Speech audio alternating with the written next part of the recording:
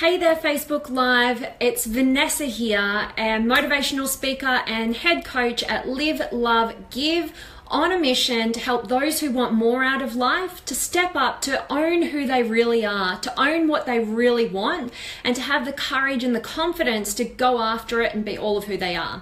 And I'm always so excited to jump on these lives with you. Today is a bit it's based actually from a bit of some sad news that I got recently, and somebody special in my life has been battling some illnesses, and they've just got the news just yesterday that they only have probably 6 months to live. And hearing that news really shook me up, and it really puts things into perspective when, you think for a moment, you put yourself in their shoes, you think to yourself, whoa, 6 months, like imagine being told you only have 6 months left of your life as it is. And that's why I wanted to bring this message to you guys today, because it really juiced me up. It really got me thinking, how would life be different if I was told I only had 6 months left to live? How would I be showing up? What would I be wanting to experience, do, create, be? Who would I want to be loving? Who would I want to be spending all that time with? And, it's a question that we don't often ask ourselves because we keep thinking that we've got forever. We never think that we're the one who's going to get that news. And I'm putting this challenge out to you guys today to be like me. Hey, Tom. Hey, Heather, Patricia, Miritesh. Thank you so much for joining. I wanted to put this message out to you guys today to really put yourself in those shoes, because we have to be so grateful that we get to live each and every day. We get to wake up each morning and get to choose what we want to do with our life. And, for some of us, they're not that lucky and they do get that news. Every day somebody gets that news, and at least I guess, they've got that 6 months. They know, okay, I can plan this next 6 months. I can do all the amazing things. I can love fully. I can live fully, and, what I'm going to do whatever it takes. And I wonder what that is for you. If you were to ask yourself right now, if you only had 6 months left to live, how would your life be over this next 6 months?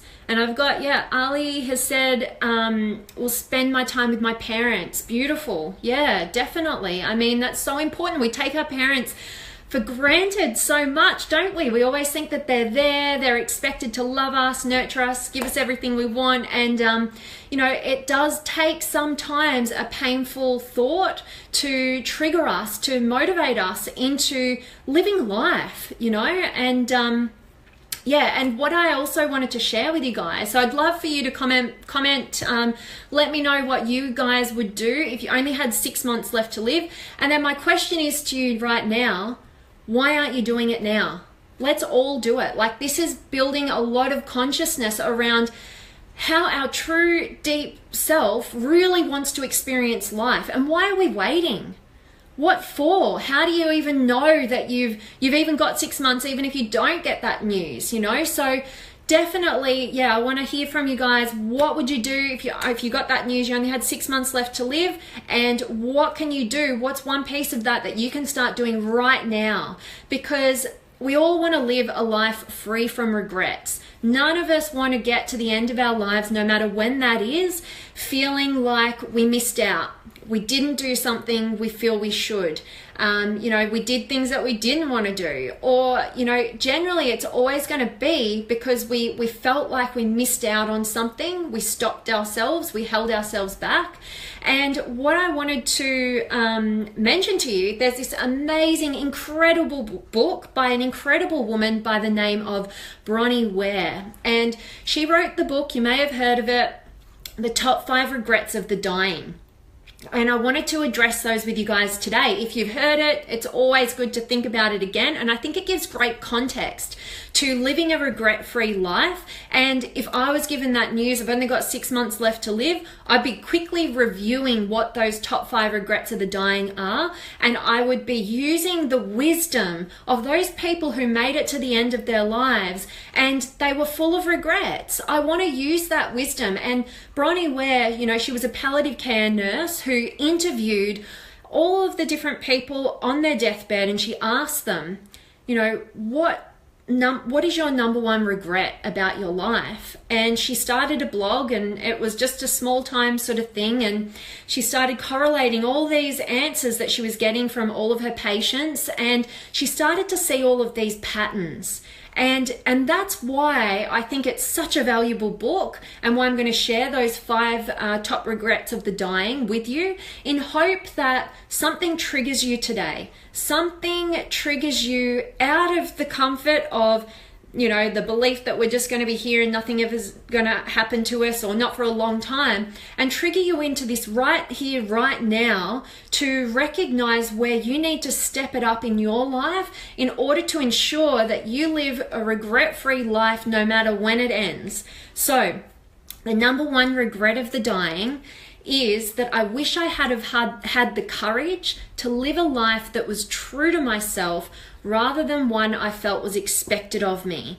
And this one is so near and dear to my heart because it's my absolute journey that I've been on and continue to be on. You know, pulling out of those expectations of others, or my perceived desire to make them happy, and my perceived expectations of who I need to be in order to gain their love. And that's been a significant journey. So when I picked up this book and read that one, I was completely sold because it hit so home to me. And at that position in my life, I'd already made a decision to transition out of that life, that path, that unfulfilling path that I felt was expected of me, the lawyer's path that was for me.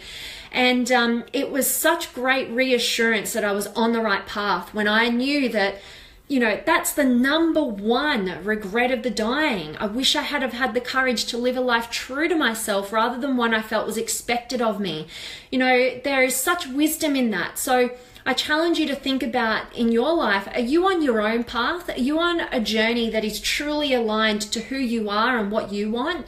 Or if you're honest with yourself, are you trying to live to the expectations of your parents, your family, your friends, society, your own expectations that are totally not in alignment with who you are? I challenge you to think about that and really be honest with yourself. And the second, I'm not as familiar with the next 4, so I'm just going to read them. So the next one, the second top regret of the dying is, I wish I hadn't have worked so hard. That one's a really interesting one because we're always trying to achieve, do, build. We're always trying to move forward. And, you know, I think I have to remind myself of that sometimes, that I wish I hadn't have worked so hard. Okay, well, you know, honestly, that's a battle for me because I love so much what I do that it is sometimes hard to find a balance or a separation. And I actually feel like my work is my life, you know, it's who I am, it's how I show up every single day. And, you know, I think that that's different. I think that the people who are getting to the end of their life and wishing that they hadn't worked so hard are the people who were spending too much time away from their loved ones. They were spending too much time, you know, working for the dollar rather than being fulfilled by a career or a mission that you feel inspired by, that allows you to grow and become your highest self and give back and contribute at your highest level. So I challenge you guys out there, if that hits a chord with you, that, you know, potentially if you threw yourself into your future and it was the last day of your life and you thought about it, would you have that regret that, you know, maybe you wish you hadn't have worked so hard? The third top regret of the dying is, I wish I'd had the courage to express my feelings. What a powerful one. And definitely on the back end of my live video yesterday, all talking into vulnerability. wow, you know, there is such power in us not judging our own emotions and feeling free to express ourselves fully. We can't build those deep, great, amazing relationships with other people, let alone ourselves, when we're not fully expressive of who we are. So, you know, just bear in mind that, you know, this is thousands upon thousands of people being interviewed, and this is a common theme. This is the third top regret of the dying. I wish I had have had the courage to express my feelings. You know, what are you holding back in your life? Why, you know, what is that emotion? What is that feeling? What is that desire that you're holding back within your life and you're not expressing to the people closest to you, or even to yourself? And remind yourself that you don't want to get to the end of your life with that regret, like so many others before you have. So definitely think about that one. The fourth top regret of the dying is, I wish I had have stayed in touch with my friends. Oh, this one really does hit home for me as well. I think that it's so easy to lose touch with friends. You know, proximity is power, as Tony Robbins would say. And when you're not in proximity with those friends, you know, they can kind of dwindle, they can kind of fizzle out. And, you know, your friends are the ones who have your back. You know, they're the ones that you can lean upon. They're the ones that you get to have fun with. You get to create magic moments and incredible experiences with. And you know, it's so important to think about that, particularly when we enter a new relationship. You know, we've all either been that friend or had that friend who enters into a new relationship and it's exciting and whatever, and then they kind of disappear and you kind of lose touch with them. You know, and you maybe don't even see them again until maybe that relationship itself breaks up or fizzles out, and then you get your friend back, and it's sort of like, well, why does it have to be that way? I don't want to live with that regret of not creating awesome friendships, you know, that I know are built from a solid foundation of love and trust and support and challenge and encouragement and inspiration. So yeah, definitely think about it in your life. Are there some friends that you've kind of haven't reached out to in a while, but you kind of miss them? And I challenge you to reach out to them and, you know, let them know that you care, and hook up for a coffee or whatever it is, or go on that night out, go out and connect with them, and don't take them for granted. You really do not know how much time you've got left on this planet, no matter how young, healthy, fit, active, whatever you are. So yeah, definitely think about those friendships. And the number 5, the fifth top regret of the dying is, I wish I had have let myself be happier. Yeah, this is one that a lot of us we're so unconscious to the fact that we're not allowing ourselves to fully experience the joy of the journey.